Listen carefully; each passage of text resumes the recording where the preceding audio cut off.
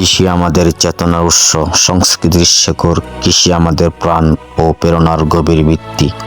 উন্নয়ন অর্থনীতির প্রধান নিয়ামক। কৃষি 12 মাসই। কৃষি 12 মাসই। কৃষি শিল্প, বাণিজ্য, বাজারজাত ও ব্যবস্থাপনা, কৃষি বিজ্ঞান বিষয়ক নিয়মিত প্রামাণ্য অনুষ্ঠান। কৃষি 12 মাসই। কৃষি 12 মাসই।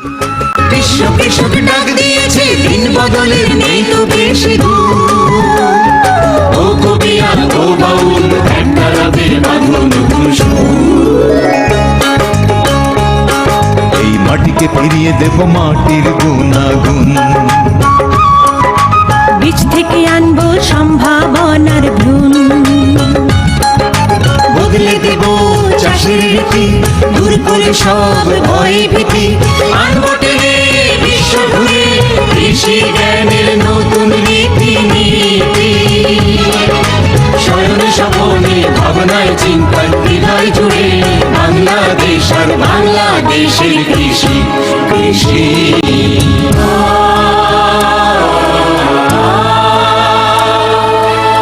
চিরসবুজ, শান্ত আর নিভৃত বাংলাদেশের গ্রাম গ্রামান্তরে নীরবে ঘটে চলেছে এক বিরাট বিপ্লব। এই বিপ্লব ফলনের, এই জাগরণ শস্য বৈচিত্র্যের। পল্লীর বিজনে আর সীমাবদ্ধ নেই কৃষি। কৃষি এখন গ্রাম, বন্দর, নগর, জাতিরাষ্ট্রের সীমানা ডিগিয়ে বিশ্বায়নের পথে। পৃথিবীর উষ্ণতায় বদলে যাচ্ছে কৃষির মৌসুম, কমছে জমির উর্বরতা, তাগিদ বাড়ছে বীজ বৈচিত্র্যের আর জৈব কৃষির মতো নতুন উদ্ভাবনের। কৃষিপণ্য বিপণন, সংরক্ষণ ও উৎপাদন এবং বাজার ব্যবস্থাপনায়। তাই আধুনিক বিজ্ঞান ও প্রযুক্তির সর্বোচ্চ আগ্রহ নিয়ে এই নীরব বিপ্লবকে দিতে হবে নতুন গতিবেগ। দিন বদলের নতুন অভিযাত্রায় কৃষি ও কৃষককে করে নিতে হবে প্রেরণার উৎস। চেতনায়, মননে, সারা দিবানিশি। আসসালামু আলাইকুম ওয়া রাহমাতুল্লাহি ওয়া বারাকাতুহু। কেমন আছেন প্রিয় কৃষক ভাইরা? আমি রুহুল আমিন কথা বলছি কৃষি 12 মাসি অনুষ্ঠান থেকে। আপনারা জানেন এই অনুষ্ঠানে নতুন ফসলের চাষবাস, নতুন কৃষি ব্যবস্থা, জৈব কৃষি ও কৃষি বাজার ব্যবস্থাপনা, কৃষি শিল্প, সেই সাথে বর্তমান কৃষিতে নানান প্রভাব পড়ছে, এ সমস্ত বিষয়ে প্রতিবেদন প্রচার করে থাকি। আপনারা যে যেখান থেকে অনুষ্ঠান দেখছেন সবাইকে ধন্যবাদ জানিয়ে এই গাছের সংগ্রহটা না হয় না, আমাদের এদিকে তো নাই, ময়মনসিংহেও নাই, কোনো জায়গায় না। সিরাজগঞ্জ ছাড়া হবে না। না, আপনারা পারিশ্রমিক নেন কিভাবে? 400 টাকা জাল। আপনাদের নিজস্বই গাছ না এমনি কামলাভুক্ত আছে? আমরা যে কজন আছেন সব শেয়ারে আছে নাকি? তো ঠিক আছে ভাইজান, কাজ করেন। হ্যাঁ,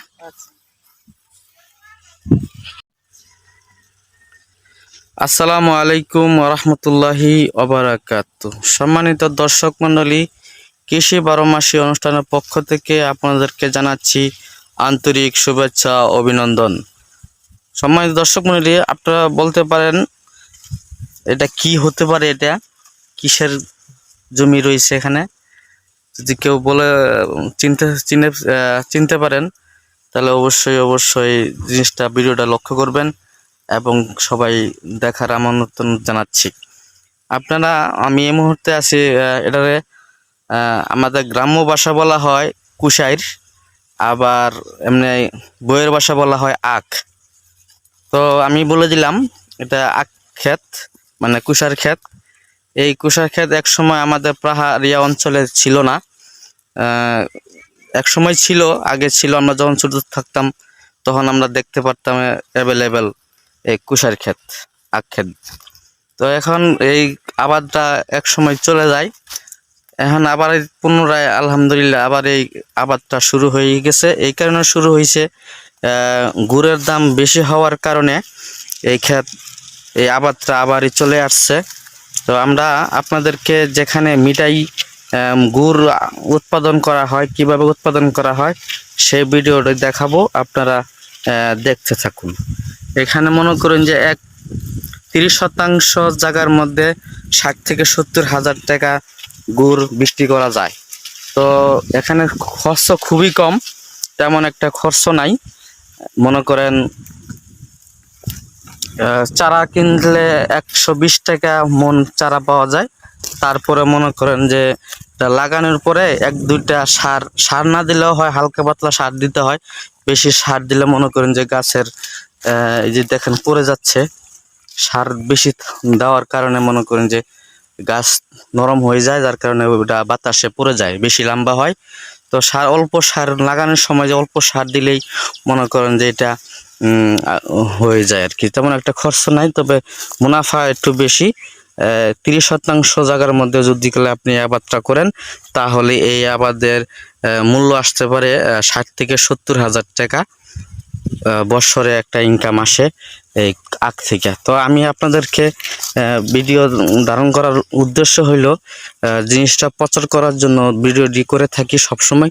কৃষি 12 মাসে অনুষ্ঠানটি করে থাকি, আপনারা অনেকেই আমার ভিডিওগুলো দেখেন, এর জন্য বারবার ভিডিও দেওয়ার ইচ্ছা করে মনে মনে। তো ভিডিও পোস্ট করি।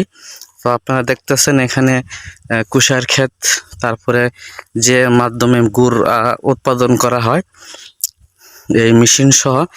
আগে আমাদের এলাকারই মেশিন ছিল, এরকম মেশিন বলে গাছ বলা হয় করে, তো গাছ থেকে সংগ্রহ করে গুড় উৎপাদন করেন। তো দেখতে থাকুন, আমি আপনাদেরকে মূলত যেভাবে গুড় সংগ্রহ করা হয়, গুড় বানানো হয়, এটা আমি আপনাদেরকে দেখানোর চেষ্টা করতেছি।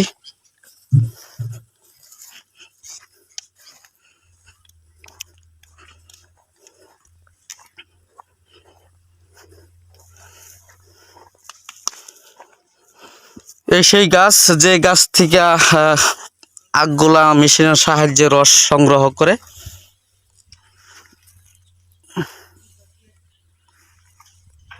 এখানে তো মূলত ভাবে এভাবে দেয় মারা, যেটা দেখি আর কি, এভাবে দেওয়ার পরে মেশিন যখন ঘুরে এটা তখন ভিতরে চলে যায় আর এদিক দিয়ে রস বের হয়ে আসে।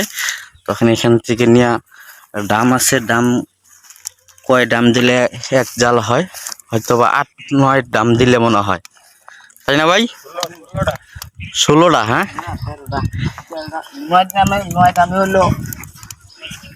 তো ভাইজান আমি আপনি কিছু বলেন, আমি এই সম্বন্ধে জানতে চাইতেছি।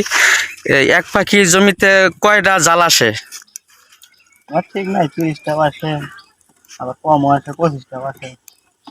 এতে কি এক পাখি জমিতে আপনার কিরকম টাকা মিটাই গুড় বেচতে পারে? ওটা সঠিক আমরা করাম, মানে এক জাল, এই জালের থেকে আপনার কয় কেজি গুড় আসবে? জালে পান 45, 48, 45 এর মধ্যে থাকে। বাজারে তো ভালোই আছে, বা 100 টাকা কেজি মনে হয় আরো দে। হ্যাঁ, 100 না, 100 বেশি, তবে 100ই। 100 বেশি আসে না? এক পাখিতে 60-70 হাজার টাকা কি হয় না? 60-70 পয়সা। আর আপনাদের খরচটা কিভাবে নেন? আপনাদের মেশিন সহ এই সব মিটার সংগ্রহ করে দেন যে 500 জাল, 400 টাকা জাল না? তো দর্শক মন্ডলী যারা আমার ভিডিওটি দেখবেন, আমি চেষ্টা করতেছি আপনাদেরকে সম্পূর্ণভাবে তুলে ধরার জন্য। এটা এখনো জাল আসে নাই, রস অবস্থায় রয়েছে, আপনি আপনাদেরকে দেখাই একটু।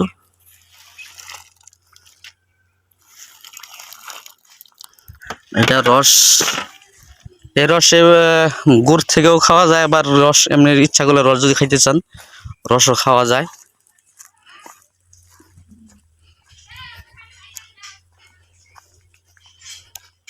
কুষার থেকেই যে পাটটা করা হয়েছে,